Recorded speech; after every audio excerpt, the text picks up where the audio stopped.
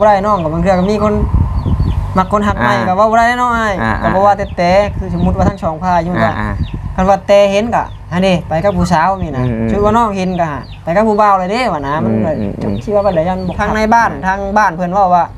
ฮิตคองนี่เด้อแล้วน้องบ่ให้เด้บัดนี้มันก็สิเป็นการผิดเพิ่นแม่นบ่อ้ายเพิ่นบ่รับบ่หยังได้สมมุติว่าเป็นหยังมาข่อยก็บ่รับผิดชอบจังนี่อยากฆ่ากันตายก็แล้วแต่นี่นะคือเว้ากันเรื่องอยากขายตะกี้คือน้องเว้าอะไรแบบว่า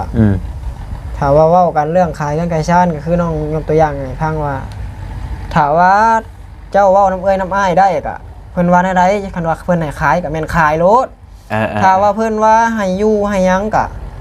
แล้วแต่เพิ่นเรื่องเพิ่นสิว่าได้บ่ให้อยู่บ่ได้ก็มันจังแพ้บ่ได้น้องกับยอมรับนะ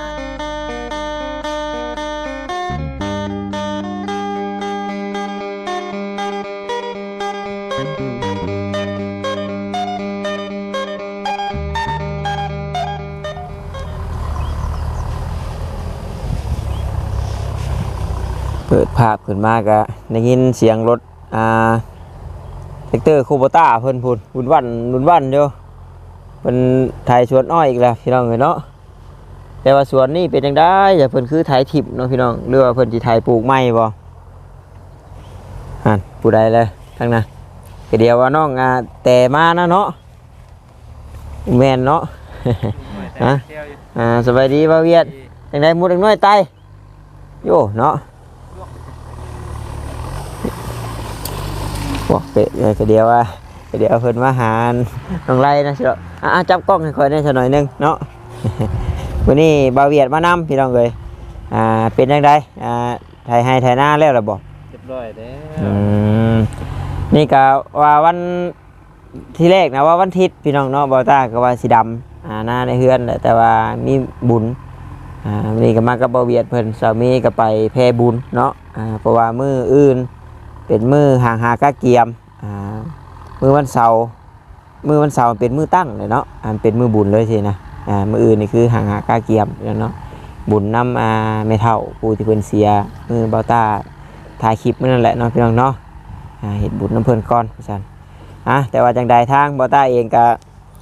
ขอกราบทักทายสบายดีกับพ่อแม่พี่น้อง FC กันเบิดสุขุสุคนพี่น้องเลยเพราะว่าอยู่ทางฝั่งลาวฝั่งไทยหรือว่าทางต่างประเทศนำเด้อพี่น้องเด้อเนาะก็ยินดีต้อนรับเข้าสู่ช่องของบ่าวตาบ้านเฮาคือเก่าพี่น้องเลยตอนนี้เนาะก็ยืนอยู่หน้าบ้านหน้าเฮือนน้องแต่น้องไล่เพิ่นนี่แหละพี่น้องเลยจังใดมื้อเช้านี่ก็มีทางเอ้ยบุญหมดเนาะครับมาเอ้ยบุญแล้วก็บ่าวเวียงแล้วก็บ่าวบอสเนาะ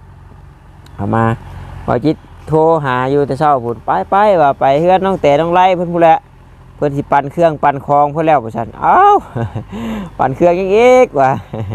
เครื่องใช้เครื่องซอยเพิ่นบ่ว่าเพราะว่าเรื่องเฮือนเรื่องชานน่ะบ่พาเว้าถึงมันก็ยาดอกเนาะพี่น้องเนาะแล้วก็พ่อตาก็ได้บอกน้องแต่เพิ่นอยู่เมื่อวานนี่นะถ้าว่าน้องไล่ใจเย็นแล้วหรือว่าเจ้าใจเย็นแล้วเนาะถ้าว่าชุมเจ้าอยากกลับมาหักมาแพงกันอยากกลับมาอยู่ร่วมกันก็ได้ว่าซั่นเพราะว่าผู้ใหญ่เพิ่นก็บ่ได้บาปหมายใจโทษดอกเพราะว่าชุมเจ้าบ่ได้ว่า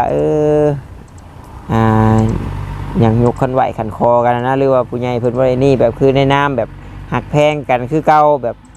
ผัวเมียหรือว่าบ่าวสาวก็แล้วแต่พี่น้องเนาะเพราะว่าถ้าสิให้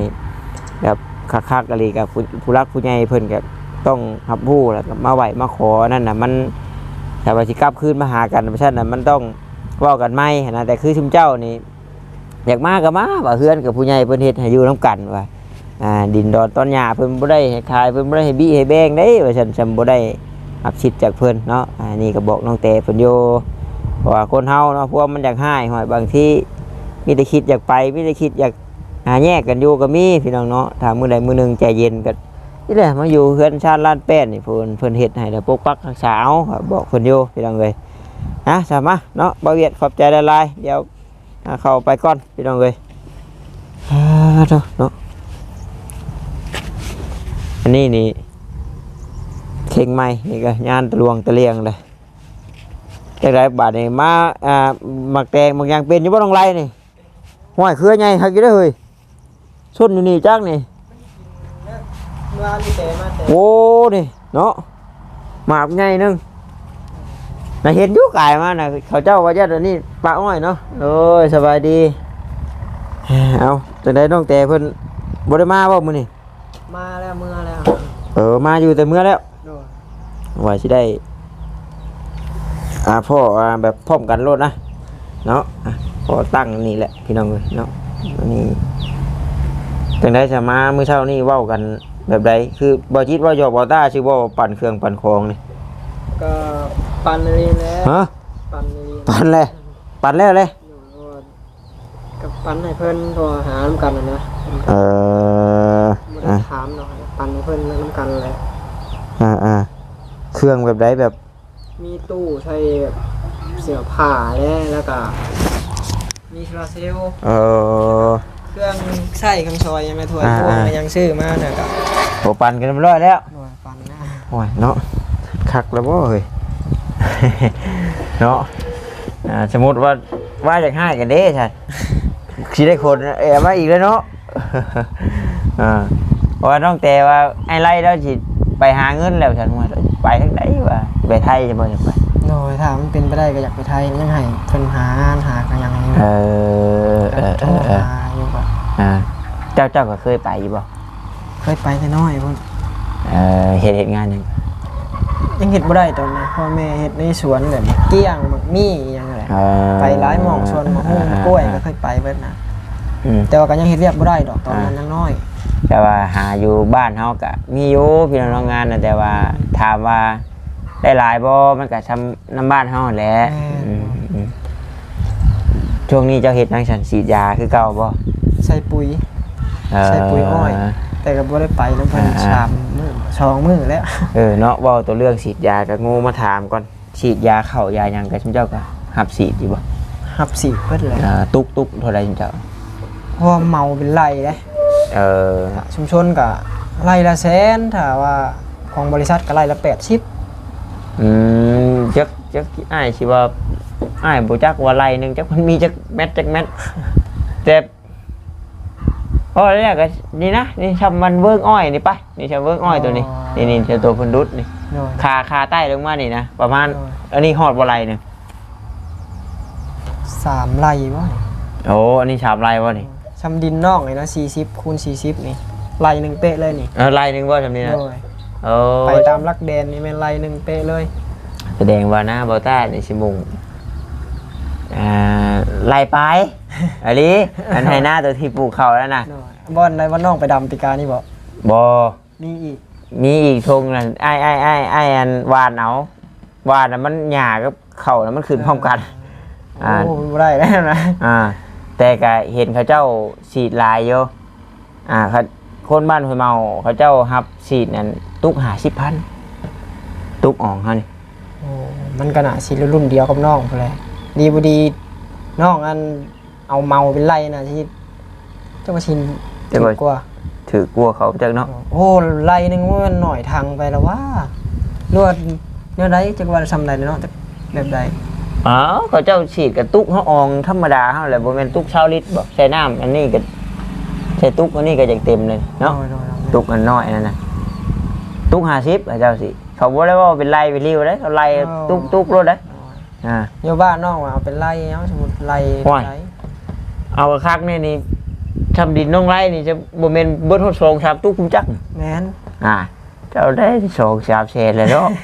มันบ่ได้อันนั้นบ่ได้ได้ดินนี่ก็แคบไล่หนึงเนาะมันก็เบิดไว้เต็มได้ตุกนึงนะพ่นผูดพวดไปมอนแบตเตอรี่แห้งคัก แม่น โอ้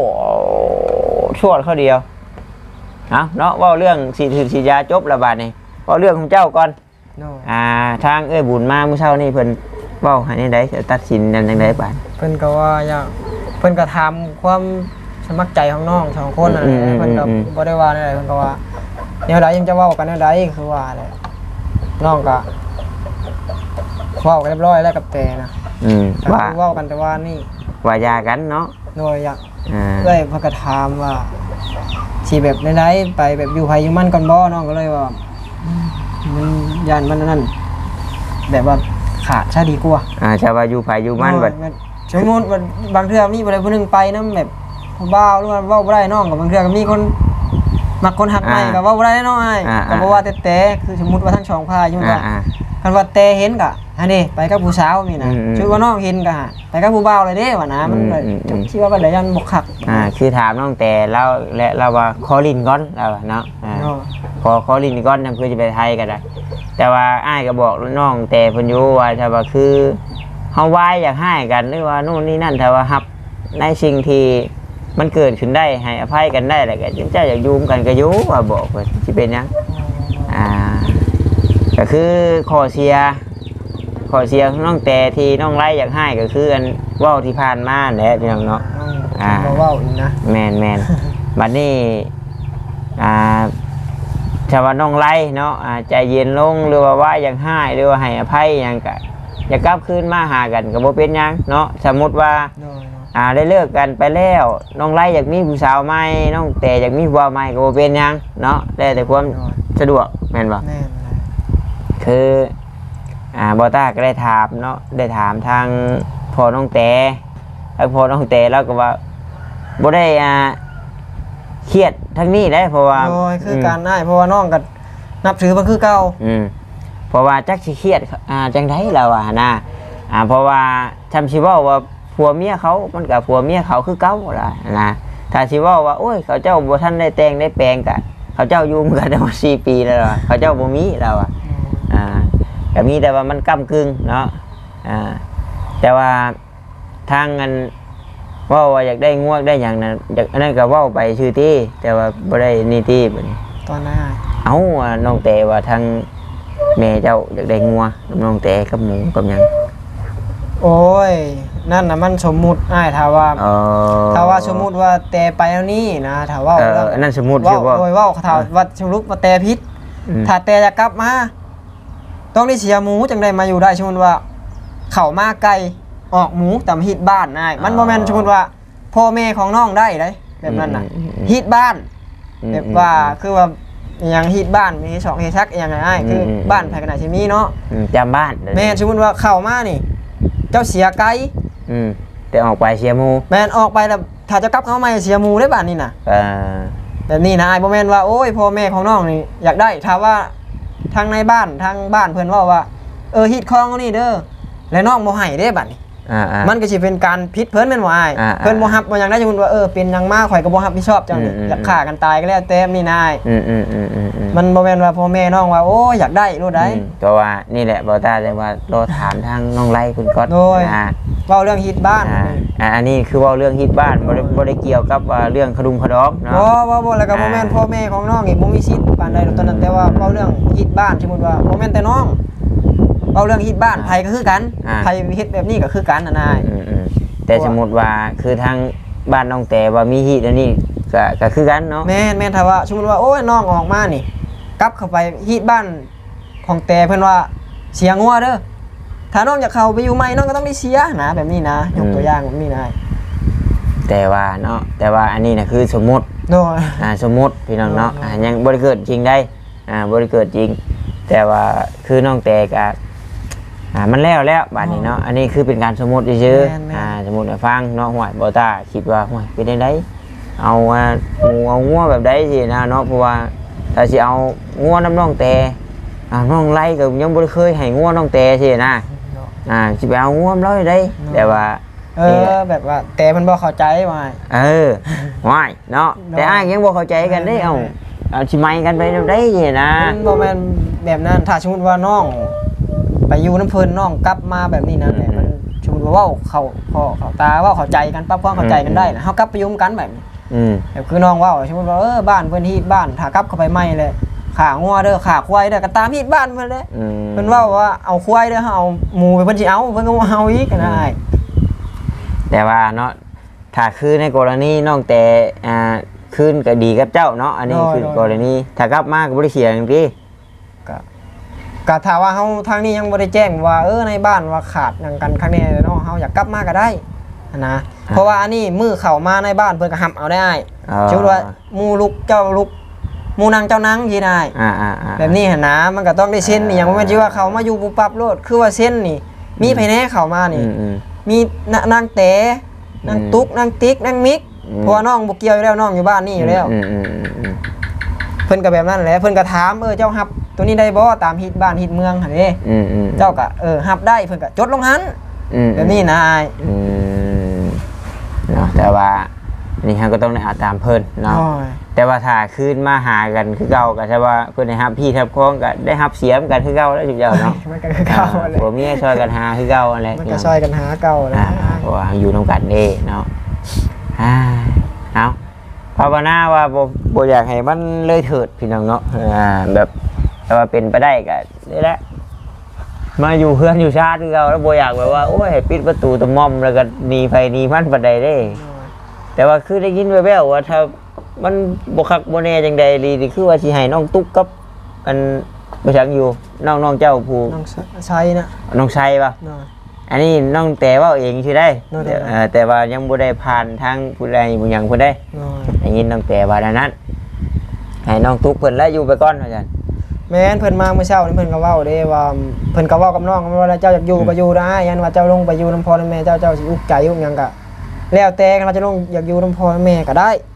เจ้าอยากอยู่นี่ก็ได้เฮาบ่ได้ว่าหยังเพิ่นก็ว่านะเพิ่นก็บอกไว้บุญไปแล้วซ้ำว่าเพิ่นเว้าตกแตกกันก็มันก็บ่ยากดอกอ้ายน้องกับแต่ก็บ่ได้ว่าปานนั้นเข้าใจกันอยู่นะเรื่องบางเรื่องกันมันก็บ่แม่นให้เนาะบ่ให้แท้จริงนะเรื่องฉันไม่จิ้มเขียวเพิ่นว่าแต่ว่าฉันไม่ปิ้งไก่แบบนี้เนาะน้อยๆเพราะมันเนี่ยถ้าเขาได้ว่าออกไปแล้วมันนี่แหละนี่แหละมันบอกเข้าใจกันตั้งแต่แรกอารมณ์ชั่ววูบแต่ว่าคือถ้าเขาคุมอารมณ์ได้เนาะในตอนแรกแล้วก็น่าคือว่าแล้วพี่น้องเนาะผู้ใดบ่อยู่ในสถานการณ์นั้นมันก็มันก็บ่เข้าใจเนาะคือน้องไล่กับบุติเพิ่นพี่น้องเนาะผู้เพิ่นเป็นลูกเป็นผัวเพิ่นก็มีชิดถึงห่วงเป็นของธรรมดาก็ธรรมดาแต่ว่าน้องแต่แบบนี้เนาะถ้าว่าผู้สึกผิดแล้วแต่ขอขมาลาโทษผู้เป็นลูกเป็นผัวแล้วถ้าว่าสิอย่ากลับมาหากันก็ได้เนาะขอยอมผิดยอมแมนแล้วฉันสิแต่คือน้องไล่โอ้ยยาและมันได้เกิดในยังขึ้นแล้วเฮาจะอยู่กันก็อยู่กับบ่ได้ว่าหยังเนาะแต่ว่าถ้าว่าโอ้ยน้องแต่ไปแล้วอยากไปลิ้นไปเที่ยวอยากมีผู้บ่าวกับน้องไล่กับบ่มีชิดว่าหยังเนาะน้องไล่อยากมีผู้สาวกับน้องแต่กับบ่มีชิดว่าหยังเพราะว่าได้เว้ากันให้ได้ว่าเฮานี่ขาดกันซะก่อนก็ง่ายคือผู้บ่าวผู้สาวเลิกกันพี่น้องเนาะเป็นนะผู้บ่าวผู้สาวเลิกกันแล้วก็เรื่องคอนี่ถามทั้งน้องแต่ทั้งน้องไล่บ่ทันได้ขอบ่ทันได้ถามเจ้ายังบ่ได้เคยแบบขาใกล้ขายังแบบแต่งกันหาคอน้องแต่ยังผู้ใหญ่จะเคือบ่เพราะเรื่องนี้กับปรึกษากันแล้วคือเว้าแล้วไอ้น้องก็เว้าไปแล้วก็คือเว้าแหละน้องแต่เพิ่นเข้าใจทั้งน้องเนี่ยอะไรเข้าใจอะไรน้องกับบ่มี1มา2มาเลี้ยงน้องเลี้ยงนุ้งนะมันก็แม่นอยู่ที่ว่าตัวนี้ก็ว่าบ่สำคัญอยู่ไอ้แต่ว่าเรื่องมันบ่มีบ่หยังเนาะพอเว้ากับแต่แล้วก็เว้าว่าถ้าว่าสมมุติว่าได้อยู่กันนะเว้าปีนี้ปีหน้าแหละอย่างขี้ร้ายก็ให้ผูกแขนน้อยชาวบ้านชาวเมืองครับผู้ซะว่าเป็นลูกเป็นผัวนะว่าเป็นผัวเป็นเมียอันนี้คือเว้ากันโดยเว้ากันไว้นะเว้าปีหน้าเว้ากันนะเพราะว่าเพิ่นก็แต่เพิ่นก็เว้าก็เพิ่นก็เข้าใจน้องอยู่เพิ่นก็ว่าเฮาอยู่กันไปนะถ้าว่าเฮามักเฮาฮักกันน่ะบ่แต่งบ่ขอมันยังอยู่ได้ว่าบางคนแต่ง100 ล้านพันล้านเนี่ยก็ยังปะกันก็มีเพิ่นก็ว่านะเพิ่นก็ยกตัวอย่างแบบนี้ถ้าว่าเฮามักฮักกันนี่มันอยู่กันได้เพิ่นก็ว่ามันก็บ่สำคัญปานใดดอกถ้าว่าเฮาอยากอยู่กันว่าท่านได้จริงใจอยู่นำกันอยู่แต่เพิ่นเข้าใจเนาะแล้วก็แต่ก็อาศัยเพิ่งทั้งน้องไล่เนาะตอนนั้นนะเพราะว่าก็บ่มีผู้ใดบ่ฮู้น้องไล่เพิ่นดอกเกี่ยวกับไปหามาเลี้ยงน้องเลี้ยงนงน้องเรือเลี้ยงกบเลี้ยงครัวพี่น้องก็ได้น้องไล่เพิ่นแหละเป็นผู้เต้นผู้แล่นผู้บืนแต่ก็คือเดี๋ยวนี้แหละมีมารซะก่อนเนาะมีมารมาเฮ็ดใส่มานแล้วเพราะว่าเว้ากันข้างในแล้วว่าปีหน้าจะว่าอยู่ดีมีแห้งจะว่าได้อยู่นำกันผูกแขนน้อยก็เพราะว่าถ้าว่าเว้าเรื่องคอนี่ก็มันสิมีไก่ตัวนึงมันก็บ่ได้เนาะมันต้องมีหมูน้ำแม่นบ่สิน้อยหลายก็บ่ดีเด้พี่น้องเนาะเพราะว่าก็คือทั้งเฮา2คนนี่คือน้องแต่กับเจ้านี่เว้าได้อยู่โอ้ยเงิน100,000ว่าเหล้าบ้องนึงไก่ตัวนึงแต่ว่าทางบ้านเพิ่น บ่ได้เด้บางทีอันฮีดคอนะ น้องแบบอันนี้แหละแบบฮิตตัวน้องว่ามุงอะนะมันก็สิแบบนี้แหละนายแบบนี้แหละ เพราะว่าเฮาสิเฮ็ดหยังเห็นหยังก็ถ้าว่าเฮาอยู่นำบ้านนำเมือง แม่น เฮาก็ต้องถามผู้ใหญ่เพิ่นเนาะแหละเพิ่นว่าโอ้ด้านนี้เฮ็ดได้เด้อนั่นได้เด้อก็ทางว่านํเพิ่นนะ คือพ่อแม่กับลูกนะอาจจะว่าปรึกษาพ่อแม่นะพ่อแม่ว่าอะไรมันก็อยากสิแบบนั้นแหละเนาะมันก็แบบพ่อแม่กับลูกอะไรว่าพื้นที่บ้านที่เมืองก็ เอาแล้วก็ถามให้มันเบิดก่อนได้เนาะหายของใจมันยังสิบ่ได้ดราม่าทั้งนั้นทั้งนี้แล้วก็คือน้องแต่ว่าแบบไผว่าพ่อน้องแต่บ่มีสิทธิ์ที่ว่าสิมาขอมาหยังทีนะแต่ว่าคือขออันลูกขอเมียก็ น้องบ่เข้าใจ อันนี้อ้ายก็บ่ได้ถามต่อก็ บ่แบบความหมายคืออะไรแบบ เด้ออันทำสิมาไหวมาขอกับเพิ่นว่าพ่อน้องแต่นี่บ่มีสิทธิ์ว่าซั่นอ้ายก็เลยถามว่าเอ้าไผจะมีสิทธิ์เดียวว่าพ่อมีสิทธิ์เพิ่นก็เลยว่าปู่กับย่านะว่าพ่อน่ะในนามเคยนี่นะเลยบ่มีสิทธิ์แบบว่ามาห้องมาขอคำว่าในนามเคยนี่บ่ต้าเข้าใจอยู่ส่วนหลายเพิ่นก็ไปแต่งลูกแต่งเมียนี่เพิ่นก็สิแต่งอันแบบลามหรือว่าแต่งอันมาหยังแต่งลามแต่งอย่างเพิ่นไปเนาะผู้เป็นพ่อนี่ก็ยังบ่ได้ไปก่อนเห็นนะพี่ เพราะว่าตัวนี้ ยันน้องแต่นั้นเข้าใจคนละอย่างอีกบางเทื่อก็สินะ ตัวนี้น้องก็บ่เข้าใจคือกัน อืม เพราะว่าน้องก็บ่เข้าใจกัน เจ้าลองถามน้องแต่เด้อว่าไผเป็นคนเว้าเนาะเพราะว่าในคลิปบ่ต้ามีเนาะน้องแต่ว่าวานนี่ว่าโอ้เพิ่นว่าพอน้องแต่นี่บ่มีสิทธิ์สิไปขอไปหยังซี่นะแต่ว่าไปไหว้ไปขอแนะนำเคยชั้นซี่แหละมีแต่ถามกันเบิ่งเนาะเพิ่นให้เฮ็ดแบบใดซี่นะเพราะว่าเด็กน้อยเฮาเป็นเด็กน้อยบางทีเฮาก็บ่เข้าใจกับนำผู้ใหญ่เพิ่นบอกว่าแบบฮีดบ้านฮีดเมืองหรือว่าฮีดขอลูกขอเมียมันเป็นจังใดมาจังใดเฮาสิคิดเองเองแต่งเองปลูกเองก็บ่ได้เนาะคืออย่างเช่นไอ้เว้าได้เรื่องเฮือนเรื่องหยังนี่จุมเจ้านี่สิไปตัดสินใจเองบ่ได้นี่ แม่น แม่นอยู่ว่าเพิ่นช่วยเฮาแล้วเนาะเพิ่นช่วยเฮาแล้วแต่ว่าถ้าเฮาเฮ็ดบ่จบบ่งามเนาะเพิ่นก็อยากมีแนวว่าแน่แหละ แม่น เพราะว่าเพิ่นเฮ็ดให้เพิ่นก็บ่ได้เฮ็ดให้ผู้หนึงผู้เดียวแม่นบ่เฮ็ดให้น้องแต่น้องไล่น้องตุ๊กน้องติ๊กอยู่กันเพิ่นครอบครัวพี่น้องเนาะบัดนี้ถ้าผู้ใดผู้หนึงบ่ได้อยู่เนาะแล้วก็ผู้ใดผู้หนึงสิยึดเอามันก็เป็นไปบ่ได้ดอกพี่น้องเนาะเพราะว่าทุกอย่างมันมีหลักฐานเนาะมันมีหลักฐานมีคลิปพี่น้องเนาะว่าดินตอนนี้ได้มาแบบใดเพื่อนหลังนี้ได้มาแบบใดสินะพอบางคนเพิ่นก็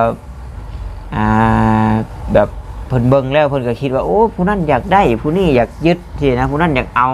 เนาะพอตาว่าอุ้ยมันก็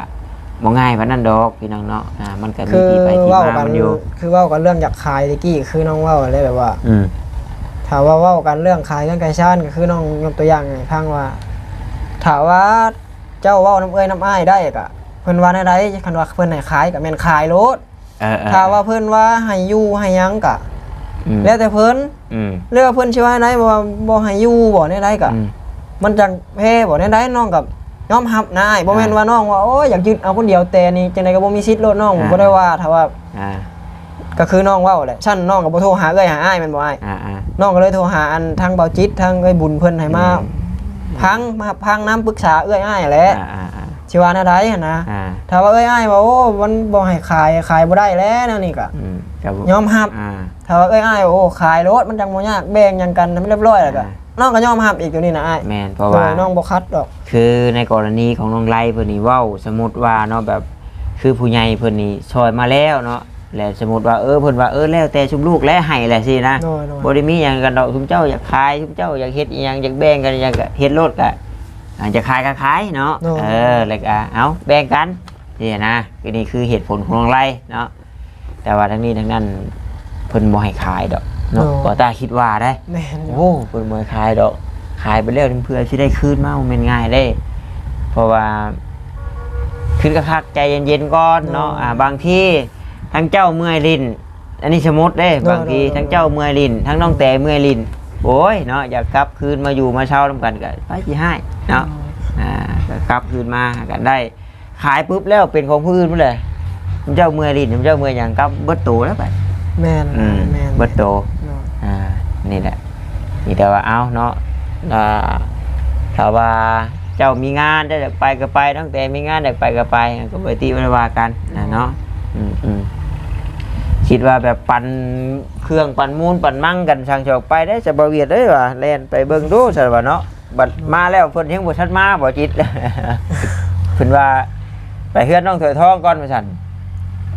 อ้ายเฮือนได้ยังสิแล่นขึ้นไปบ้านหน้าแพกอยู่พี่น้องเนาะยังสิแล่นไปทางดงเมืองยางอยู่เพราะว่ามีผ้ามีหยังสาวชุมสาวจอยเพิ่นอยู่พี่น้องเอ้ยเลยเอามานี่ก่อนว่าซั่นกินข้าวกินน้ำแล้วบ่เจ้า น้อยกินแล้วไปเซโนก็กินไปเวียงเนี่ยโทรศัพท์ไปแปลงให้น้องนี่แหละได้ว่าจำคือแบบยังถูกต้องปรองดองกันนะฮะยังแพงก็ว่าโอ้ยดำให้ดำหน้าว่าสิมาเอาไปอยู่พี่น้องเอ้ยเนาะว่าโอ้ยเป็นอันนี้แต่ก็ไปคือเก่าที่แต่ว่ามีผู้มาเนาะไปเก่าตัวหาเงินบ่เกี่ยวได้เนาะแต่ว่าจำคือมันใกล้นี่ว่าอยู่อ้ายสนใจตัวที่ว่าฉีดยานะตุก50ว่ามันได้อันดีกว่าเจ้าฉีดเป็นไรได้น่ะแม่นอยู่บางคนก็60ก็มี70แล้วแต่ยาว่าแต่ยาแห้งก็เอาตามยาอีกเพราะอันนี้บริเวณว่าสนับสนุนได้แต่ว่าที่ใดน้องไล่แล้วก็เฮ็ดงานนี่อยู่นี่นะฉีดยาอยู่แล้วเนาะคือเว้าให้น้องบ่เลือกยาอ่อนแห้งราคาเดียวนะสำหรับถ้าว่าทีมน้องไปนะไปเป็นทีมน้องไปแบบนั้นส่วนยางก็น้องก็ฉีดเบิดแบบนี้แหละแต่ว่าป้องกันก็คักในได้เด้อเนาะคือเข้าบ่ได้ดอกไล่ป่านนี้เนาะชักมาใหม่บ่บ่เจ็บบ่เอาว่าหยอกน้องเพิ่นพี่น้องเนาะพอได้ยิ้มพอได้หัวอุกใจลายก็บ่ดีได้เนาะได้แต่ก็โทรศัพท์ใหม่บ่ได้ขออนุญาตจับเบิ่งนะนี่เนาะผู้ละเครื่องบ่นี่โอ้เฮ้ยเนาะรุ่นหยังนี่กล้องไงครับก็ดีแต่แจ้งแค่ไรธรรมดาฮะธรรมดาเนาะจ้ะเนาะถ้าว่ากินข้าวกินน้ำอะไรกันอย่างน้อยก็มีผู้นั้นผู้นี้เขามาหาดอกพี่น้องเลยนี่ก็น้องตุ๊กน้องติ๊กคนนี้อยู่พูดเนาะตุ๊กอยู่เฮือนยาตุ๊กอยู่เฮือนยาบัดน้องติ๊กกับน้องแต่อยู่พูดมิกก็ยังพูดน้องตุ๊กคนนี้อยู่เฮือนยาอยู่ลูกกับผัวเรียกงานอยู่หันแล้วบัดนี้เนาะบอกฟังครัวพี่ดอกคุณนะแม่บอกฟังครัวอยู่คุณนะเนาะติ๊กอย่างนั้นเล็กน้อยชาบอกตาเคยมาอะไรกับเมื่อจันตุ๊กนี่ได้เรื่องอยู่พี่น้องเนาะคือไปอยู่น้ำอ้ายเลยเรียกมันก็ลิ้นลายก็ว่าแม่กะปกติเพิ่นดอกยังน้อยอยู่เอามีแต่นั่นแหละจังใดกะสู้ๆแล้วก็ให้คิดกะคักเนาะหักแพงกันนั่นแหละจะว่ากะรอดกะสู้เอาเนาะหรือว่าโอ้บ่รอดก็กลับมาหากันได้บ่มีไฟว่าดอกอันนี้สำหรับความคิดง่ายทีนะไปสิว่าหยังคุณเจ้ามันเรื่องของคุณเจ้าเด้โอเคซะน้องเนาะเอาสบายดีพี่น้องเอ้ยโดยมาซะเนาะขอแต่นี่แหละพี่น้องเอ้ยกี่ว่าห้อยปั่นแบบใดวะบัตรของอันน้องตุ๊กนี่เพิ่นเอาตัวใดอันไทยจุฬาเชลเอาตัวใหญ่ได้ตัวใหญ่ป่ะลื่นกันบ่หลายนะ น้องก็เลยว่าฉันให้เจ้าตัวนั้นตัวนี้ชื่อน้ำหลังแม่ตัวนี้ชื่อน้ำหลังโอ้ยมันก็บ่ลื่นกันดอกแม่บ่ลื่นกันไปได้น้อยนึงตัวน้องชื่อมาใส่ใดนั่นแหละนี่แต่ว่าหมอไพ่หมออย่างน่ะอันเก่าตัวอ้ายชื่อมาให้หันบ่ได้เป็นอย่างที่บัดโอ้ตัวนั้นเนาะโอ้ฮ้อนคนตรวจพี่น้องเอ้ยว่าสิแล้วเพิ่นว่าอ่อนกับแข็งเนาะจันโอเคพี่น้องทางบ่ต้าเองก็สิได้ขอตัวจบคลิปก่อนก็เป็นลายแห้งยืดแห้งยาวพี่น้องเนาะคือน้องแต่น้องไล่เพิ่นก็คุยกันยังลงตัวเรียบร้อยแล้วล่ะพี่น้องเนาะเพราะว่าคือน้องแต่อยากมีผู้บ่าวก็มีน้องไล่อยากมีผู้สาวก็มีถ้าเมื่อยลิ้นเมื่อยแอนหรือว่าไปบ่พ้นแต่ก็กลับมาหากันได้คือเก่าเนาะบ่ได้มีไผบ้าหยังแต่ว่าทั้งสองคนเพิ่นยอมรับแล้วก็อยู่ร่วมกันได้เนาะพี่น้องเนาะมีแต่ว่าจังใดก็บ่ให้ทิ่มหมอยป้ากันนั่นแหละมาปกปักรักษาที่ดินที่ดอนเฮือนชานลานเป็นที่ผู้ใหญ่เพิ่นสร้างสาให้เนาะพี่น้องเนาะท้ายคลิปนี้ก็ขอให้พ่อแม่พี่น้อง FC อยู่ดีมีแฮงร่ำรวยเงินทองบนสุขุสุขคนเด้อพี่น้องเด้อเนาะก็ขอกล่าวเข้ามาสบายดีพี่น้องบ๊ายบาย